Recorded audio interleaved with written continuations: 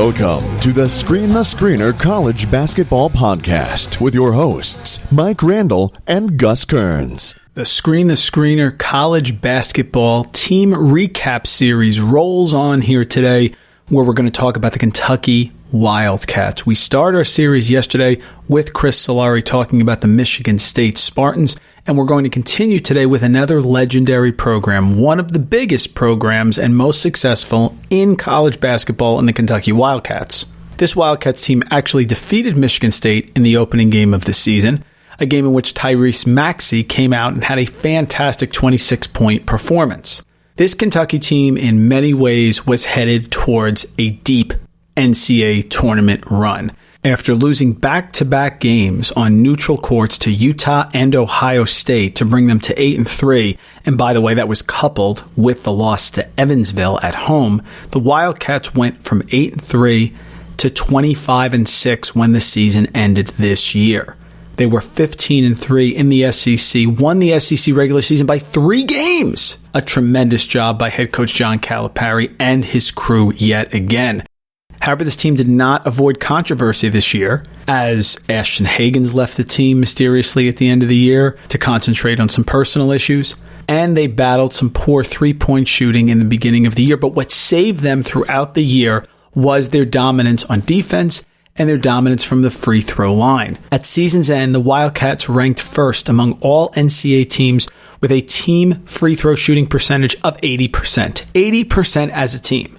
Sure, they lost a couple rough games in the SEC to South Carolina blowing a big lead and struggling at Auburn, and the mysterious loss at home to Tennessee when they were leading by pretty much 15 or 17 points early in the second half. But this Kentucky team was dominant inside with Nick Richards. They had Tyrese Maxey. They had Immanuel Quickley, who developed into their best all-around scorer. They had Hagans, and they had Coach Cal. So today we're going to bring in United States Basketball Writer Association Hall of Famer Jerry Tipton to come in and talk to us about Kentucky. Jerry has covered the University of Kentucky men's basketball program since the 81-82 season. In that time, he has watched 1,127 games, and the team has won 3 national championships. So if anyone is here to talk about Kentucky and give us the inside scoop, how did they overcome the adversity in the beginning? What players are leaving? What players are staying? And how does it look next year for Coach Cal and Big Blue Nation? Jerry Tipton is the guy to do it. Please follow him on Twitter at Jerry Tipton, Tipton. Let's bring in the Hall of Famer, the expert, Jerry Tipton right now to recap the Wildcat season.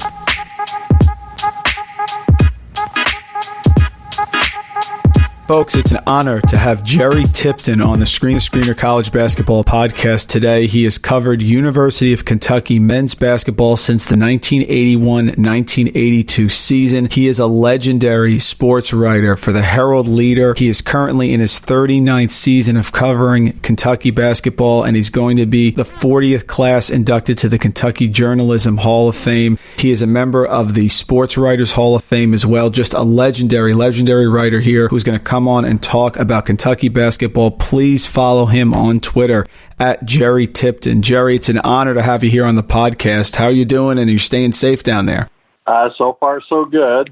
Sheltering at home and, just sort of riding this out, seeing how it's going to evolve. Well, what we're trying to do is provide a little bit of a distraction here, especially for the college basketball fans who right now should be getting ready for really a Sweet 16 weekend, one in which Kentucky had a very high probability of being involved in. Jerry, this Kentucky team, I think, had the look. I think they had the look of a national champion when the season ended. Before we get to that, though, I want to start in the beginning. It certainly wasn't smooth all season. It never is for any team. It started this year with that great win over Michigan State at Madison Square Garden. Tyrese Maxey had the huge game, 26 points. And then 2 games later, they had the loss to Evansville. I know that it annoyed Calipari throughout the season because I watched some of the press conferences, and he seemed to get a little frustrated, agitated that loss kept getting brought up. Now, Evansville's season wasn't a fair barometer of how good they were because after Walter McCarty, the head coach, had the issues and was suspended, things went downhill. My first question is, did that loss linger with this team, or was it really a rallying point? Is it something that us outside of of Kentucky maybe blew out of proportion, or is it something that you thought sort of lingered with them as the season started this year? I don't know that it lingered all that long. I think it certainly was stunning. I think they were stunned and had to adjust, had to move on from that. But no, I mean, to me, the season is captured in one stat. They played 31 games. In 25 of those games, the margin between the two teams was 7 points or less inside the last 7 minutes. And in 17 of those games, the margin was one possession, 3 points or less. So in other words, they were good. And as the coaches said, they could beat anybody because I don't think there was a dominant team out there. But they could lose to anybody or just about, by relatively speaking, anybody. So, it was a very competitive year, an unusually competitive year by Kentucky standards, because people here are used to them sort of imposing their will on opponents. And that really didn't happen hardly at all. Every game after January 4th was that kind of game where inside the last 7 minutes, it was either team could win. And they won a great deal of those games, but primarily I think it was because they shot free throws exceptionally well. They were in the top 5 in the country in free throw accuracy, and they were even better. Their percentage was even better because I looked it up in the last 4 minutes of second halves and overtimes. So, that's the kind of team they were. Yeah, that's a great point. The free throws absolutely were critical for them in some of their big wins. I think the key tipping point for this game, for this team this year, was the 78-70 overtime Louisville win. I was watching that game here in New Jersey live with my family. It was a great early season basketball game, and that was really a critical win for the Wildcats. They were coming off consecutive losses to Utah and Ohio State.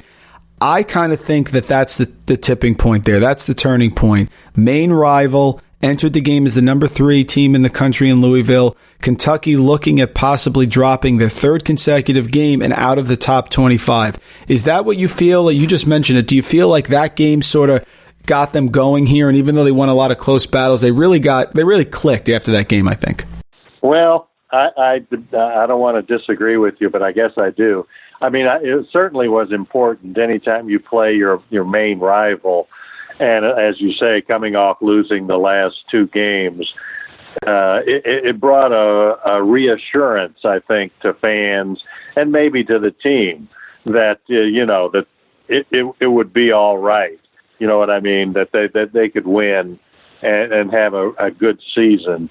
But otherwise, I mean, the season was, like I said earlier, it pretty much was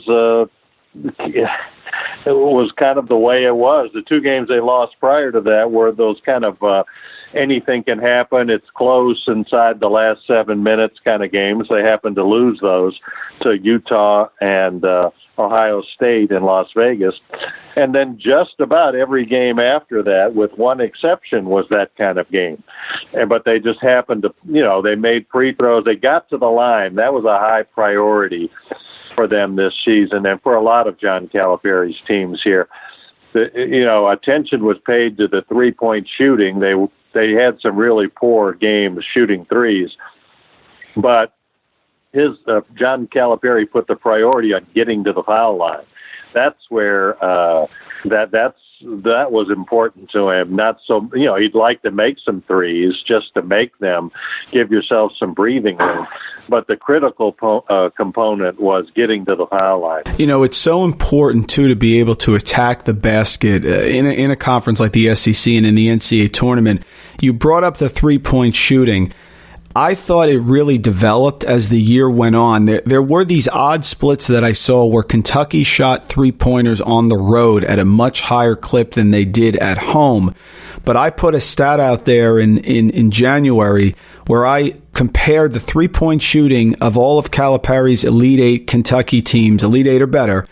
At the time, the team was only shooting 31.4%, and I sort of noticed that for all the teams that ended up making it far, they usually shot 35, 37, 39% even in the 2010-2011 season when they made the Final Four. But they really started to pick it up. They ended up shooting in SEC play 37.3% from beyond the arc. And I think that that's critical because with them being able to attack the basket and their defense, which is always going to be strong, it seemed, Jerry, that this team had that going, which means to me it was fitting the jigsaw puzzle of a potential national championship run here in this NCAA tournament.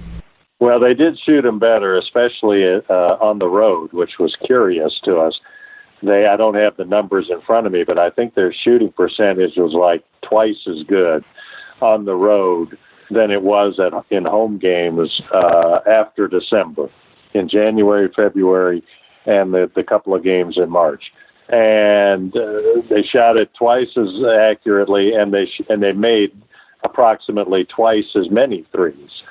So I think that would bode well since no NCAA tournament game would be in Rupp Arena. So that's good. Yeah, that's true. But if you want to wonder about it, then you would say, well, they shot them a lot better, yet they were still in these nip and tuck games. And what if? I mean, to me, though, going into the tournament, they certainly were a contender, I think, to win the whole thing. But they were also, it was plausible to see them lose in the first weekend because you would think maybe after the first round game, it would be a competitive game. And what if an opponent got hot? Maybe a player just, made a lot of threes. All of a sudden you're out. These things happen. So they weren't, I don't think it was going to be a cakewalk, however far they got. Jerry, I'm sort of curious here. We're in the East Coast, Northeast Coast. So to us, we see Calipari, obviously a legendary coach, has had massive success with this program, one of the pearls of college basketball. Is there really some sort of heat on him to win a second national championship? Is that something that you hear from the fans? Or, to myself, I'm thinking, Bill Self has won one with Kansas, and he's gotten so far in the tournament. He's done so well. Is that something that's really out there, or is that really just, sort of a tale that's not true? Well, on occasion, you would, I might hear a fan or get an email from a fan who would point out that, they've only won one national championship. And I've pointed out and written that they also went to 3 Final Fours in a 4-year period, I believe it was. And right. No Kentucky coach had done that. But what you have to remember is that everybody here, the fans here are very much into it and revere the program. And it's like a family heirloom that is handed down generation to generation. And so any coach is not going to measure up. You just have to kind of expect that no matter what. And there's going to be grumbling. There's going to be some inadequacy no matter who it is or how successful he is. And so that's what I see in the complaints I hear on occasion about, not winning enough, not winning more than one national championship. Yeah, and I would point out, too, that in the first 80 years of the NCAA tournament, Kentucky won 8 championships. So if my math is correct, that's one every 10 years. So John Calipari is about shooting par so far. Absolutely true. I'm curious if you have any update on Ashton Hagans. Hagans, of course, tremendous player, great on-ball defender, leader of the team, did take a leave of absence there at the end of the year. I thought one of the most impressive wins was the last game that Kentucky played this year on March 7th, where they won away at Florida 71-70. But Hagans, of course, not with the team there. What are you hearing about Hagans? Was he going to come back at some point soon, and is he doing okay? Well, he was at the practice. They practiced at the SEC tournament on Thursday of that week, and their first game was going to be Friday. So he was back with the team, and then they called the tournament off. John Calipari, we've never heard a direct and expanded answer on what exactly was going on. The official word was personal reasons, and when John Calipari was asked about it, he's gone into this thing without mentioning Hagans by name about the pressure players are under playing for Kentucky. Of course, every dribble is subject to examination, and plus, they build their recruiting around launching play. This is a launching pad to the NBA, and so if a player is struggling, that's additional pressure. And Ashton Hagans had a problem with turnovers. He was turning the ball over a great deal. I was looking up numbers before earlier today, and he was in the top 10 nationally in assists as of February 22nd. And in the final assists, he's 39th. So, there was a drop-off, and, you trying to add 2 and 2 and thinking you're coming up with 4, you get the idea that he just needed to step away for a game just to relieve a pressure he was feeling. That's conjecture on my part, but that is what it is. Well, one of the most improved players, probably the most improved player on the team, was sophomore guard Immanuel Quickley. He had a fabulous year, 16 points per game, 4.2 rebounds, and 42% from three-point range while making 92% of his free throws. Jerry, talk about Quickley's development a little bit, because he really stepped forward in that first game. Maxey had the massive impact, and certainly Maxey was solid as well. But Quickley really became the go-to player, the leader, and hit a lot of big shots for this team late in the games, like you said, in those close battles. Yeah, he definitely was the go-to guy. He and Nick Richards, who you could say a lot of the same things with. He was sort of Mr. Inside. Quickley was Mr. Outside in terms of really making a market improvement this year. With Quickley, as a freshman last year, he averaged 5.2 points. And, he was on the team, but there wasn't anything that really jumped out. This year, he was, like I say, he was the guy that they went to. He had a knack. I think he ended up like second in the country in free throw shooting accuracy. And he, along with all of the players that got to the line a lot, shot better in the final 4 minutes or overtime. So, he was, it was a startling transformation. And John Calipari sort of predicted it before the season, that he said Immanuel Quickley had a different aura about him, a different presence on the court. And, you want to see it. You know what I mean? It's easy to say things in the preseason before the games. But then when the games happened, then you saw it. And that's exactly what we saw. Same thing with Nick Richards as an inside player. And he could also face the basket some, too. Yeah, Richards had a tremendous improvement as well. He was really dominant. Last 3 games, 19 points, 12 points, 14 points, and really did a great job on the boards, gave them a nice inside-outside combination.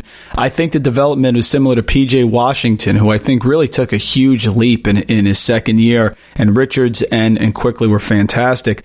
Well, of course, Jerry, now, with everything being canceled and us moving forward, we're looking to next year. So always a question here.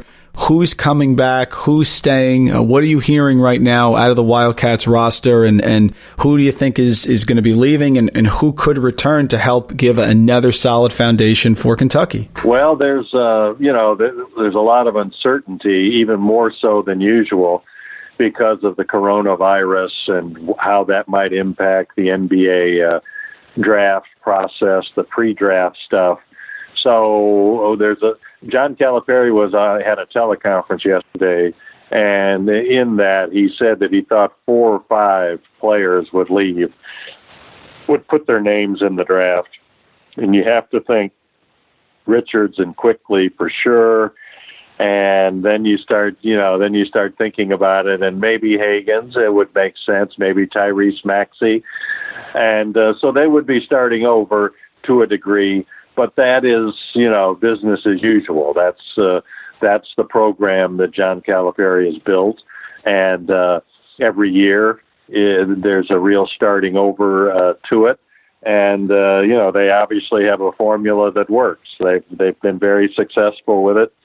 And so that's what we're expecting. I don't cover recruiting. We have a guy that's his full-time job, so I can't get into specifics about what recruits look good. But I know in a very general sense, they're not expecting a dramatic fall off. Yeah, they on 24/7 Sports, of course, Kentucky ranked number 1 nationally with the recruiting class. They have 3 5-star recruits coming in right now: Terrence Clark, B.J. Boston, Devin Askew. Jerry, they just reload. I mean, I remember saying a few years ago they had 36 stars worth of players coming in. I mean, 7 5-star recruits and a 4-star. I mean, just crazy stuff. How does he do it? I saw in that article that you wrote there about how he sort of said that his recruiting model is not as affected during the quarantine here because they do a lot of their work early. And the summer is time, he says, to be with the team and work with the team.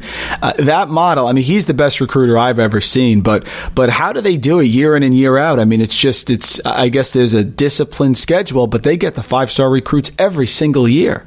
Well, you could say that he has a good product to sell. We're talking Kentucky basketball. We're talking about a lot of exposure. They're going to be on national TV.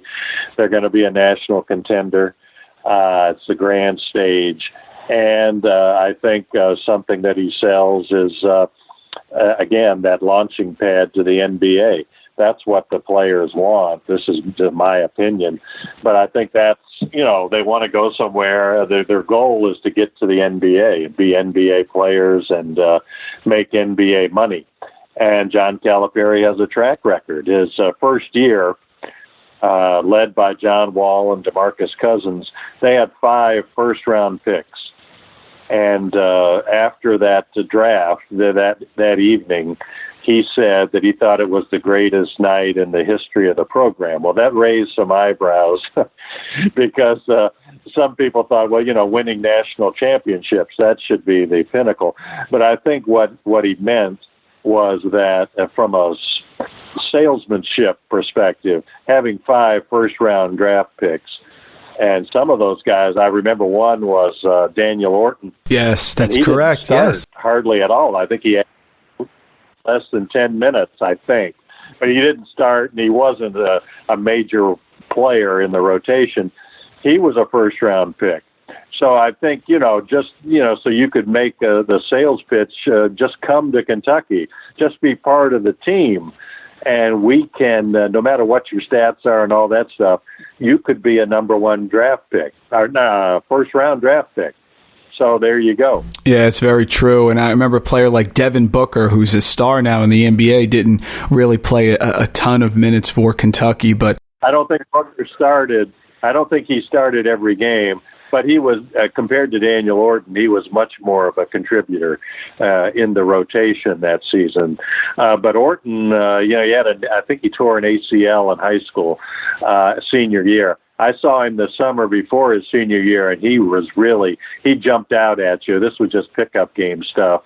But still, you saw him. He was kind of a stretch for kind of guy that stood out, even among Kentucky players, and but then he wasn't the same player, I didn't think, after the ACL. Well, the Wildcats did it again. They won the SEC regular season title, 3 games clear of Auburn and LSU. They won close games, which is the sign of a great team. And of course, we'll never know how Big Blue Nation would have fared in the tournament, but I think Jerry would have been very, very well. Folks, we really appreciate Jerry Tipton, one of the legendary sports writers in our country, coming on here on the podcast to talk about Kentucky basketball. He is a must-follow, an absolute must-follow on Twitter, at Jerry Tipton. Jerry, thanks so much for joining us here for a few minutes. Stay safe down there, and we look forward to next season when Kentucky's going to be right back at the top again with a new group, and Calipari will be looking forward to get another Final Four and another national championship for Big Blue Nation. Well, thanks for having me. It's been a pleasure, and it's never boring, the basketball here in Kentucky, so more excitement next season.